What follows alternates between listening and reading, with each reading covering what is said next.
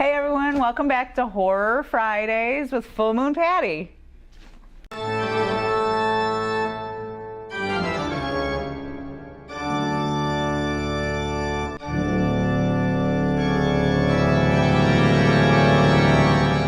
Hey guys, welcome. This week I have 4 different reviews to tell you about. I found a movie on Netflix called The Scribbler, which came out in 2014, so I'm a little late to the party. It was also a graphic novel from 2007 done by Dan Schafer. He created all this. It's a supernatural thriller, murder mystery type of deal. The main character, Suki, has been put into a mental institution and is receiving shock therapy because she has multiple personalities. The movie mostly starts out at an interview by a detective. It's played by Elijah Dushku. And there's been murders in this halfway house type of thing that Suki had moved into after her time in the mental institution. It's called Juniper Towers, which, funny enough, on the sign they had crossed off Juniper and wrote Jumper because it's full of mental patients that have left their facilities and they need a halfway house type of thing. A lot of big name actors in this. I was really surprised that I hadn't heard of it because of the actors that are in it. Katie Cassidy plays Suki. She's from Arrow. There's Garrett Dillahunt, which you'd probably recognize from things. He's also in The Mindy Project. Michelle Trachtenberg, that was the little sister on Buffy. Gina Gershon from Bound, Showgirls. Let's see here. Sasha Grey, who's made a big leap into the mainstream film industry from the porn industry, which is huge to do, so way to go her. Basically, Suki has been sent to this Juniper Towers with a portable electroshock therapy machine, and they call it a Siamese burn, where they're basically burning out her alters. There's a lot of supernatural stuff that goes on with this. The machine doesn't just burn out the alters. It causes other things, which I'm not going to totally give away because it was really exciting and cool to see.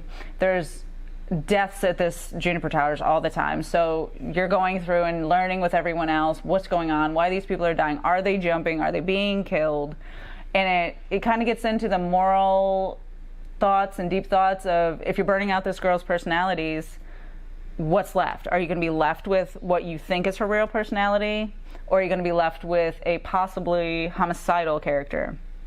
And which one is really her, not just assuming that the good one is her. It's dark, it's gritty, it definitely has that graphic novel feel, so it was really cool and I thoroughly enjoyed it. Also, in the middle, there's, as there was in Fringe, there's floating words that are like chapter titles that'll just be in the room for a second and then go away. It's really cool. I thoroughly enjoyed it. I give this a full 11 out of 5 full moons. I broke the knob off.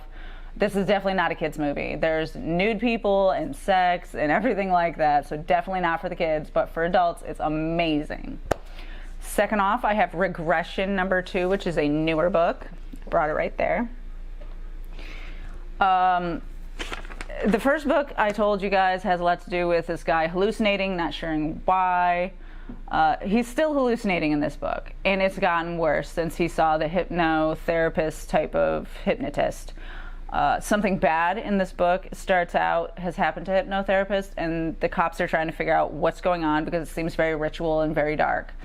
There's flashes of the past with his hallucinations. He's dealing with trouble at the job. He's dealing with his friend that's trying to help him out, and she's all stressed about it. So it goes through that type of daily life. I'm really curious where this is going to go, and I'm really excited to get the next one. The first 2 were solid books. The artwork is great. It's gory if you like that kind of thing also. I give it 4 out of 5 full moons. I also have number 3 is Darkness Visible number 3, which I've reviewed the first 2 of these. Has to deal with a city where demons live aside humans, but they have possessed their bodies.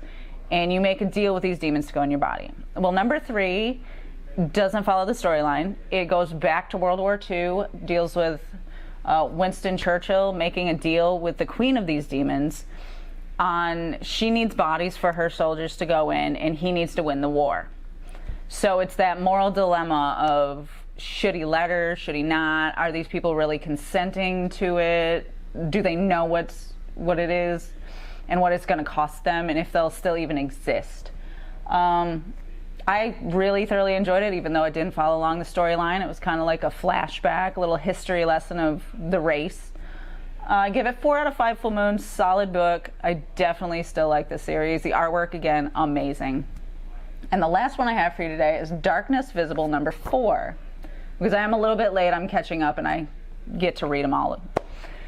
This one goes back to the storyline of Detective Ashton, who I said in book 2 has been possessed by one of these creatures. Not totally by his allowance. He was in an accident and this demon got in.